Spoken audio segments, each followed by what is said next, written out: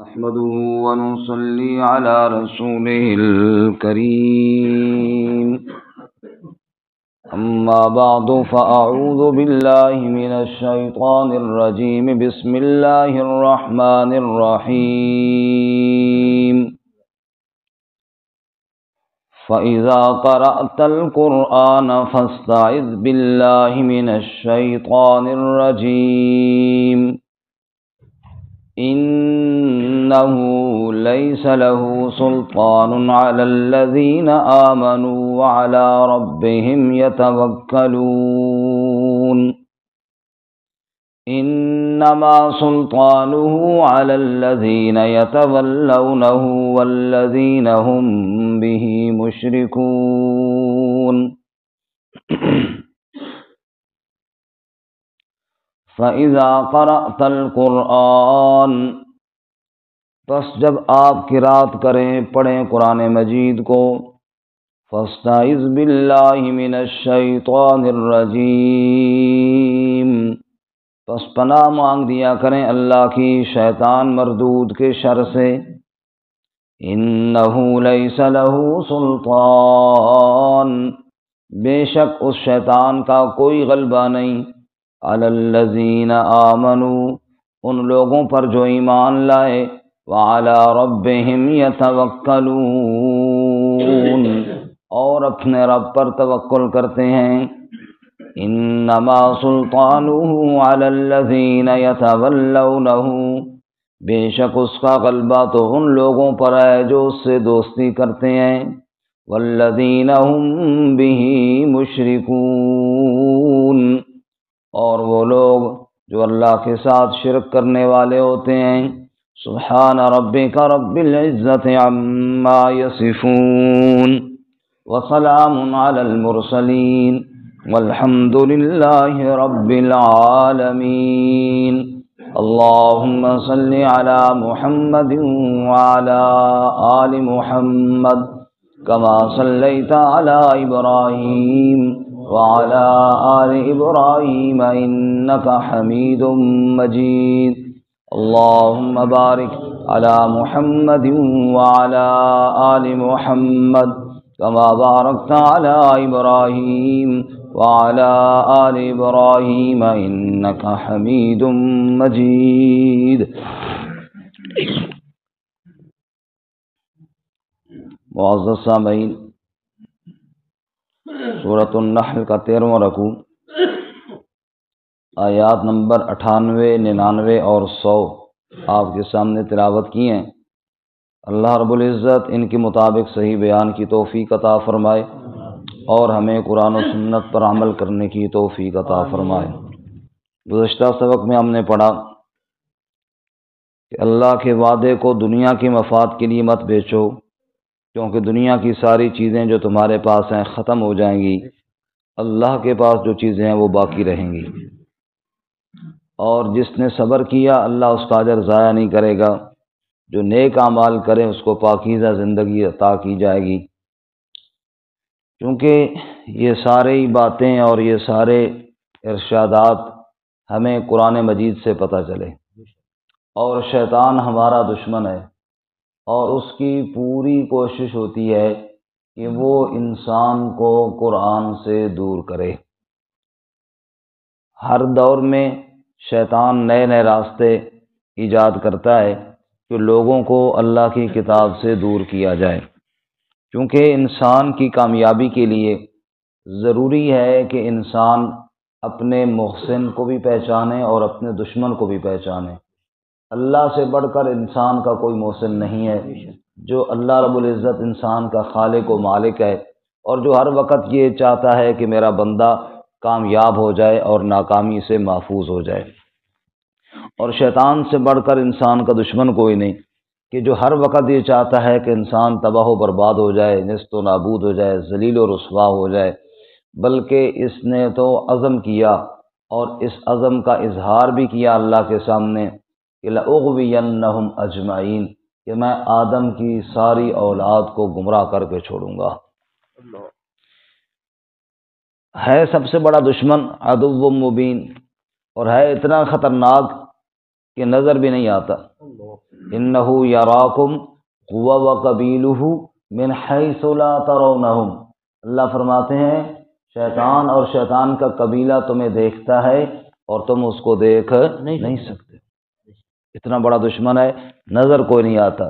رسول اللہ صلی اللہ علیہ وسلم نے ارشاد فرمایا ان الشیطان یجری فی الانسان مجرى الدم، جیسا کہ انسان کی رگوں میں خون چلتا ہے ایسے ہی انسان کے دلوں میں شیطان کے وسوسے بھی چلتے ہیں۔ اتنا خطرناک دشمن حملہ بھی دل پر کرتا ہے، حملہ بھی ایمان پر کرتا ہے، اور گمراہ کر کے چھوڑتا ہے اور اللہ تعالیٰ سے دور کر کے چھوڑتا ہے۔ تو جب شیطان سب سے بڑا دشمن ہے اور قرآن کریم ہدایت کی راہ دکھانے والی کتاب ہے، ان ھذا القرآن یہدی للتی ہی اقوم، کہ قرآن ہدایت اور سیدھا راستہ دکھانے والی کتاب ہے، تو شیطان کی پوری کوشش ہوتی ہے کہ لوگوں کو قرآن سے دور کیا جائے، لوگوں کو قرآن سے دور کیا جائے۔ حضرت امام ابو حنیفہ رحمۃ اللہ علیہ کے پاس ایک آدمی آیا اور اپنے خواب کی تعبیر پوچھنے لگا۔ اس نے کہا جی میں نے خواب میں ایک شخص کو دیکھا جس کی بڑی بھونڈی اور بری شکل ہے، اور زمین سے مٹی اور راکھ اٹھا کر سر پہ ڈال رہا ہے اور چیخ رہا ہے اور چلا رہا ہے اور کہہ رہا ہے کہ میں لٹ گیا اور میں برباد ہو گیا۔ حضرت امام صاحب رحمۃ اللہ علیہ نے فرمایا ان دنوں میں تو نے کوئی ایسا کام جو پہلے نہ کیا ہو اب شروع کیا ہے؟ اس نے کہا جی میں نے چند لوگ ہیں ہمارے دوست ہیں یا جو بھی ہیں ان کو قرآن پاک کا درس دینا شروع کیا ہے۔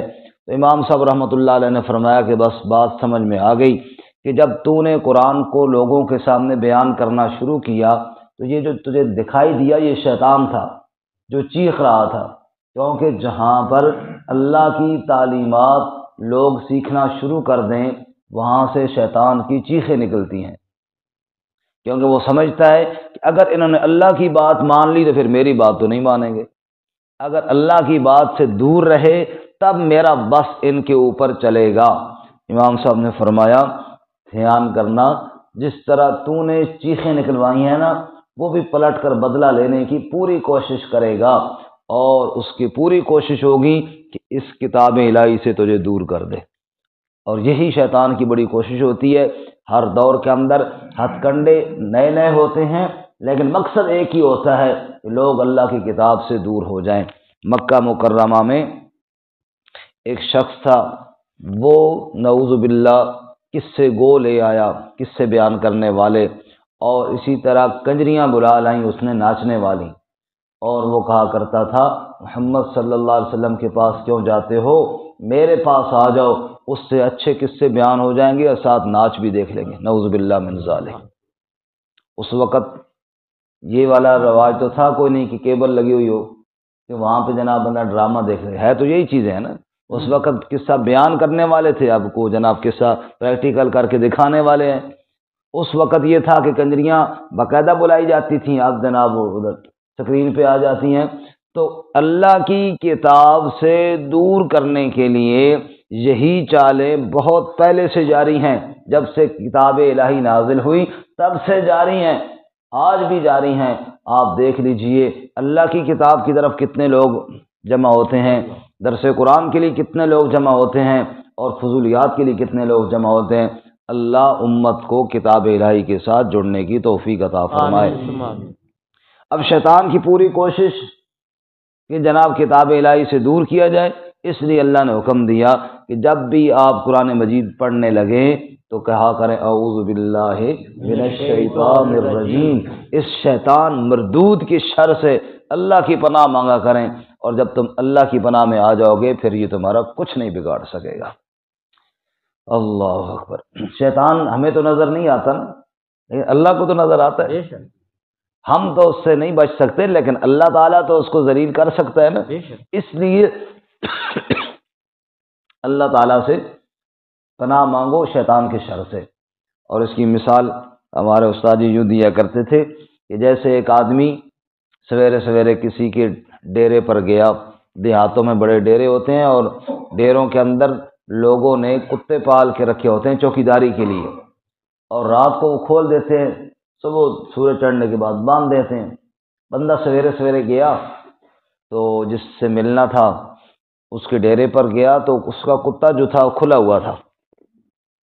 یہ جو اجنبی بندہ تھا، اور کتے کا تو کام ہی یہی ہوتا ہے کہ اس پہ حملہ آور ہو گیا، اس نے پتھر اٹھائے، مٹی اٹھائی، کپڑے کے ساتھ بھی اسے مارا، لیکن وہ نہیں چھوڑ رہا تھا۔ تو پھر اس نے کیا کیا، وہ جو گھر والا ہے نا، جو اس گھر کا بھی مالک ہے، اس کتے کا بھی مالک ہے، تھا اس مہمان کا دوست۔ تو مہمان نے زور زور سے اس کو آواز دی، او بھائی فلاں میرا دوست، جلدی باہر آ، مجھے اس موذی سے بچا۔ فرمایا اعوذ باللہ من الشیطان الرجیم کی بھی یہی مثال ہے۔ یہ کتا بھی حملہ آور ہوا ہے شیطان ایمان پر، اعمال پر، تو پھر اللہ جو میرا دوست ہے، جو اس کتے کا بھی مالک ہے، ساری کائنات کا مالک کون ہے؟ اللہ۔ حالانکہ شیطان کو تو کتا کہنا کتے کی توہین ہے، کتا تو ایک اللہ تعالیٰ کی مخلوق ہے، اور یہ اللہ تعالیٰ کا دشمن ہے، بدبخت، ایک مثال ہے نا۔ تو اللہ تعالیٰ جو اس کا بھی مالک ہے اور میرا دوست ہے، اعوذ باللہ من الشیطان الرجیم کا مطلب یہ ہوتا ہے کہ یا اللہ مجھے بچائے، میں نہیں بچ سکتا اس سے، یا اللہ مجھے اس سے بچا، میں اس سے نہیں بچ سکتا۔ اللہ تعالیٰ فرماتا تو مجھے آواز دے دیا کر، پھر آگے میں جانوں اور وہ جانے، پھر میں تیری حفاظت کر لوں گا۔ سبحان اللہ۔ اللہ فَإِذَا قَرَأْتَ الْقُرْآنَ فَاسْتَعِذْ بِاللَّهِ مِنَ الشَّيْطَانِ الرَّجِيمِ۔ پس جب تو قرآن کی تلاوت کرنے لگے، فَاسْتَعِذْ بِاللَّهِ، تو اللہ کی پناہ مانگ لیا کر، اللہ کی حفاظت میں آ جایا کر، من الشیطان الرجیم، شیطان مردود کے شر سے، شیطان مردود کے شر سے میری حفاظت میں آ جایا کر۔ جیسے ایک والدہ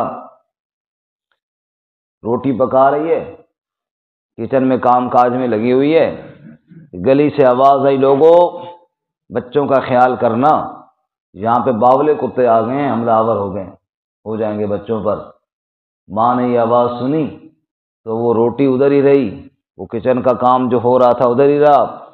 خیال آیا کہ میرا بیٹا بھی تو باہر تھا، اس نے جا کر دیکھا کہ اس کا بیٹا دروازے کے آگے کھڑا ہوا ہے۔ ماں نے بچے کو اندر کیا، گیٹ کو کنڈی لگائی، کتے جانے اور کتوں والے جانے، میرے لال کو تو کوئی تکلیف نہ پہنچے۔ رب کہتا ہے تو مجھے بلا لیا کر، پھر میں جانوں اور تیرا دشمن جانے، تجھے کوئی تکلیف نہیں پہنچے گی انشاءاللہ، مجھے بلا لیا کر بس۔ ہاں جی، فَإِذَا قَرَأْتَ الْقُرْآنَ فَاسْتَعِذْ بِاللَّهِ مِنَ الشَّيْطَانِ الرَّجِيمِ۔ جب بھی تم قرآن پڑھو، جب بھی اللہ کی کتاب کے قریب آؤ، شیطان وسوسے ڈالتا ہے، دلوں میں خیالات پیدا کرتا ہے، دلوں کے اندر وسواس پیدا کرتا ہے، اللہ کی کتاب سے دور کرنے کی کوشش کرتا ہے۔ اس لیے تم کہا کرو اعوذ باللہ من الشیطان الرجیم، شیطان مردود سے۔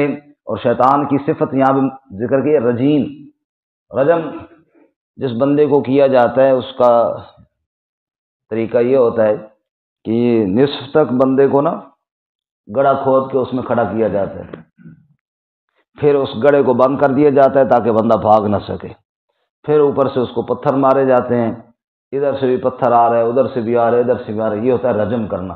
تو شیطان کو رجیم اس لیے کہا کہ جیسے وہ آدمی جس کو سنسار کیا جاتا ہے وہ ہوتا ہے سینٹر میں اور درمیان میں ہر طرف سے پتھر پڑ رہے ہوتے ہیں، ایسے ہی شیطان بھی ہوا درمیان میں ہر طرف سے اس پر لعنتیں پڑ رہی ہیں، اللہ کی بھی لعنت پڑ رہی ہے، فرشتوں کی بھی لعنت پڑ رہی ہے، انسانوں کی بھی لعنت پڑ رہی ہے، ہر بندہ مومن اس بدبخت پر لعنت کرتا ہے، اس لیے اس کی صفت ہی بن گئی رجیم۔ جیسے سنسار والے پر ہر طرف سے پتھر آتے ہیں، ایسے اس ملعون پر ہر طرف سے کیا آتی ہیں جی؟ لعنتیں آتی ہیں۔ اس لیے فرمایا إِنَّهُ لَيْسَ لَهُ سُلْطَانٌ عَلَى الَّذِينَ آمَنُوا، بے شک شیطان کا غلبہ تو کوئی نہیں ایمان والوں پر۔ اگر تم ایمان والے ہو، تم اللہ کو مدد کے لیے بلا لو، شیطان تمہارے اوپر غالب نہیں آ سکتا، شیطان تمہارا کچھ بگاڑ نہیں سکتا۔ وَعَلَىٰ رَبِّهِمْ يَتَوَكَّلُونَ، جو اللہ پر بھروسہ کر لے، شیطان ان کا کچھ بگاڑ نہیں سکتا۔ بھروسہ اللہ کی ذات پر ہونا چاہیے، یا اللہ اس بدبخت کے شر سے بچا تو۔ اعوذ باللہ من الشیطان الرجیم ایک بہت بڑی دعا ہے، اللہ کی پناہ، اللہ کی حفاظت میں آ جانا، یہ تو بہت بڑی دعا ہے۔ اس لیے رسول اللہ صلی اللہ علیہ وسلم نے ایک صحابی کو کہا نا، جب تو بستر پر آئے تو کہہ دیا کر اللہم اسلمت وجہی الیک وفوضت امری الیک والجأت ظہری الیک رغبتا ورہبتا الیک لا ملجا ولا منجا منک الا الیک۔ اے اللہ، اسلمت وجہی الیک، میں نے اپنا چہرہ تیرے آگے فرما بردار کر دیا اور میں نے اپنی پیٹھ کو تیرے سہارے پہ لگا لیا۔ یا اللہ، میں نے تیرے اوپر بھروسہ کر لیا۔ اے اللہ، لا ملجا ولا منجا منک الا الیک، نہ کوئی نجات کی جگہ ہے نہ کوئی پناہ کی جگہ ہے مگر میری تو پناہ کی جگہ تیری ہی ذات ہے۔ میں جدھر سے بھی بھاگ کر آؤں گا، اے اللہ تجھ سے نہیں پناہ مانگوں گا تو کس سے پناہ مانگوں گا؟ اس نے فرمایا اللہ کی پناہ میں آ جایا کرو، جو اللہ پر توکل کرے شیطان ان کا کچھ بگاڑ نہیں سکتا۔ رسول اللہ صلی اللہ علیہ وسلم نے ارشاد فرمایا، جو آدمی گھر میں داخل ہو کر اللہ کا نام لے، کھانا کھاتے وقت اللہ کا نام لے، اس کے کھانے اور اس کے گھر سے شیطان بھاگ جاتا ہے۔ اور جو آدمی گھر میں گیا اللہ کا نام کوئی نہیں لیا، کھانا کھانے لگا اللہ کا نام کوئی نہیں لیا، تو شیطان گھر میں داخل ہو جاتا ہے، کھانے میں بھی شریک ہو جاتا ہے، اور باقی شتروں کو کوئی بلاتا ہے آ جاؤ، آج رہائش مل گئی ہے، کھانا بھی مل گیا، اسی گھر میں کھائیں گے بھی صحیح اور اسی گھر میں رہیں گے بھی صحیح، پھر حالات خراب ہوتے ہیں اور شیطان کے ڈیرے ہو جاتے ہیں۔ پھر جناب اب کوئی عامل بتاؤ، کوئی بندہ چنگا ہوئے جو حساب صحیح کر لگے، حساب تو خود گڑبڑ کر لیا نا۔ اگر اللہ کے رسول صلی اللہ علیہ وسلم کے طریقے بتائے ہوئے پر عمل کیا ہوتا تو شیطان تیرے گھر سے خود ہی دور بھاگ جاتا۔ اس لیے ایک صحابی رسول اللہ صلی اللہ علیہ وسلم کے پاس بیٹھ کر کھانا کھا رہے تھے، تو آپ صلی اللہ علیہ وسلم بڑے ہنس پڑے۔ کسی نے پوچھا یا رسول اللہ کیا ہوا؟ فرمایا کہ یہ جو کھانا کھا رہا تھا یہ بسم اللہ بھول گیا تھا، اور اس نے بغیر بسم اللہ کے کھانا شروع کر دیا تو شیطان بھی ساتھ آ کے شامل ہو گیا۔ ابھی اس صحابی کو یاد آئی بسم اللہ اور اس نے درمیان میں پڑھی بسم اللہ تو شیطان بھاگا، اور جو کھا رہا تھا وہ الٹیاں کرتا ہوا جا رہا تھا۔ شیطان کی وہ حالت دیکھ کر مجھے ہنسی آ گئی، کتنا ذلیل ہوا اللہ کا نام سن کر۔ اللہ، تو شیطان خوار ہوتا ہے اللہ کا نام سن کر، شیطان ذلیل ہوتا ہے۔ اللہ تعالیٰ کی پناہ مانگنے کے بعد عائشہ رضی اللہ تعالیٰ عنہ کا پاؤں پھسلا، انہوں نے شیطان کو برا بھلا کہا، حضور نے فرمایا اس طرح نہ کہا کرو، اس طرح شیطان پھولتا ہے کہ میں شاید بڑی شے ہوں، سمجھ آئی نا کہ جناب میں نے ان کو یہ کر دیا۔ تم اللہ کا نام لیا کرو، شیطان خود ذلیل ہو کر مکھی سے بھی چھوٹا ہو جاتا ہے اور اللہ تعالیٰ اس کو اور خوار کرتے ہیں۔ اس نے فرمایا جو اللہ کا نام لیں، جو اللہ پر بھروسہ کریں، شیطان ان کا کچھ نہیں بگاڑ سکتا۔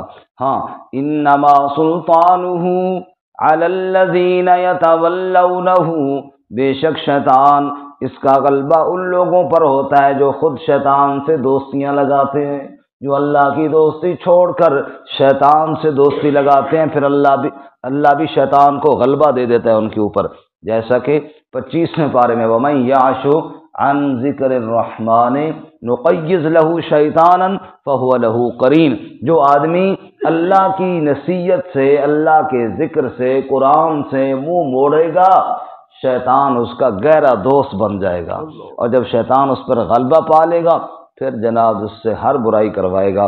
اللہ شیطان کے شر سے بچائے۔ آمین۔ تو انما سلطانہ علی الذین یتولونہ، جو شیطان سے دوستیاں کرتے ہیں ان پر شیطان کا غلبہ ہو جاتا ہے، والذین هم بہ مشرکون، اور جو اللہ کے ساتھ شرک کرتے ہیں شیطان ان پر غالب ہو جاتا ہے، اور ایسے ایسے پٹیاں پڑھاتا ہے، رب رسے تے مت کھسے، جب اللہ ناراض ہو جاتا ہے شیطان غالب ہو جاتا ہے، پھر ہر وہ حرکت کرتے ہیں جو انسانیت کی عقل کو شرما دیتی ہیں۔ انسان ہو کر غیروں کے سامنے جھک رہا ہوگا، اپنے سے کم تر کے سامنے جھک رہا ہوگا، اس لیے کہ شیطان نے اس پر غلبہ پا لی ہے۔ اللہ شیطان کے شر سے ہم سب کو محفوظ فرمائے، اور اللہ ہم سب کو اپنی حفاظت میں جگہ عطا فرمائے۔ وآخر دعوانا ان الحمدللہ۔